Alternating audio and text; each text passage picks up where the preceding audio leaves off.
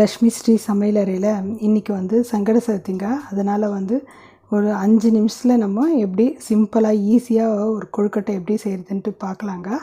அதுக்கு என்னென்ன தேவை, எப்படி செய்யலான்ட்டு நம்ம பார்க்கலாம் வாங்க.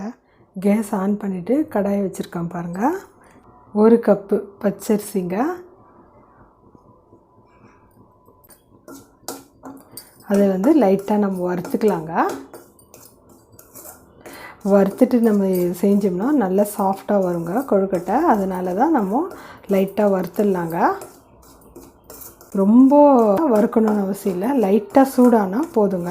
நீங்கள் எந்த மாவுனா எடுத்துக்கோங்க, இடியாப்ப மாவுனாலும் எடுத்துக்கோங்க.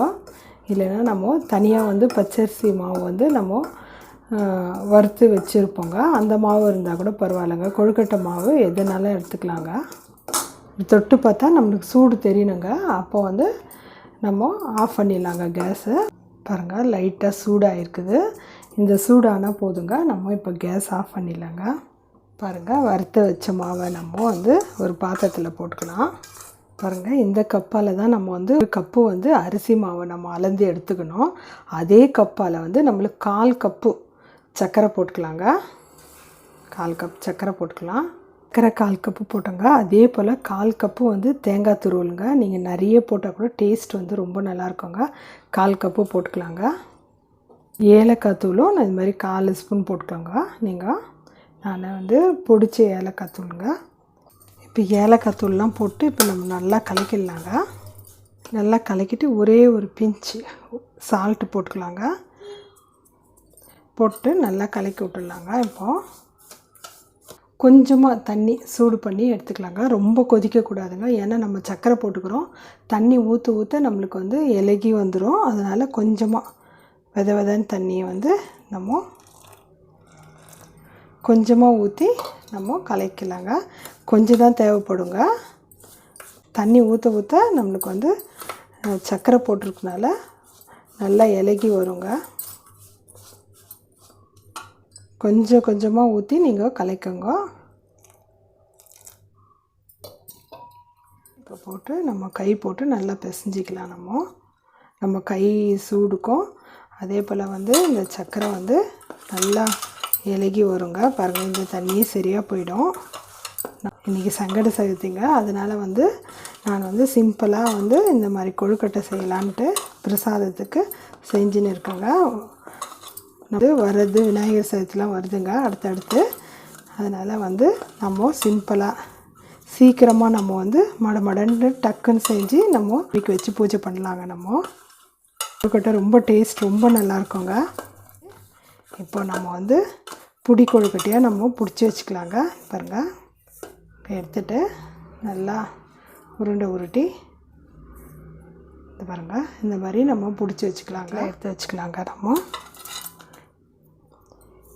எப்போவுமே நம்ம வெல்லம் போட்டு செய்கிறதோட இந்த மாதிரி சர்க்கரை போட்டு நம்ம செஞ்சோம்னா டேஸ்ட் வந்து ரொம்ப நல்லாயிருக்குங்க. 1 கப்பு மாவு எடுத்ததுக்கு இத்தனி கொழுக்கட்டை வந்துக்குதுங்க. எனக்கு இட்லி தட்டில் நம்ம எண்ணெய் தடவி வைக்கலாங்க கொழுக்கட்டை. நான் துணி போட்டு இந்த மாதிரி துணி போட்டு நான் எல்லா கொழுக்கட்டையும் நான் எடுத்து பாருங்கள், எல்லாம் ஒரு கொழுக்கட்டையும் எடுத்து நம்ம இட்லி தட்டில் வச்சுக்கலாம். ஒரு 5 நிமிஷம் வெந்தால் போதுங்க. நிறைய நேரம் வேகணும்னு இல்லை, அவசியம் இல்லை. நம்ம மாவை வர நல்லா வறுத்துட்டுக்கிறோம் நம்ம. அதனால் ஒரு 5 நிமிஷம் வெந்துச்சுன்னா போதுங்க. டக்குன்னு செஞ்சிடலாங்க. நம்ம எப்போவுமே நான் சங்கட சதுர்த்திக்கு எதுனா ஒரு பிரசாதம் செய்கிறது வழக்கங்க. இன்றைக்கி வந்து இந்த மாதிரி கொழுக்கட்டை செஞ்சுருக்கேங்க. எல்லா கொழுக்கட்டையும் வச்சுட்டுங்க. இப்போ இருக்க மீதி துணியை நம்ம இது மாதிரி மூடிட்டு நம்ம இப்போது நல்லா போட்டு நம்ம மூடி போட்டு ஒரு 5 நிமிஷம் வெந்தால் போதுங்க. இல்லை தண்ணி தொட்டுன்னு நம்ம கொழுக்கட்டையை தொட்டு பார்த்தோம்னா ஒட்டக்கூடாதுங்க. கொழுக்கட்டை நல்லா வெந்துட்டு இருக்குங்க. இப்போ நம்ம எடுத்துடலாம். அந்த கொழுக்கட்டையை நல்லா வெந்துட்டு இருக்குங்க கொழுக்கட்டை. நான் 1 கப்பு மாவு எடுத்ததுக்கு இத்தனி கொழுக்கட்டை வந்துருக்குதுங்க.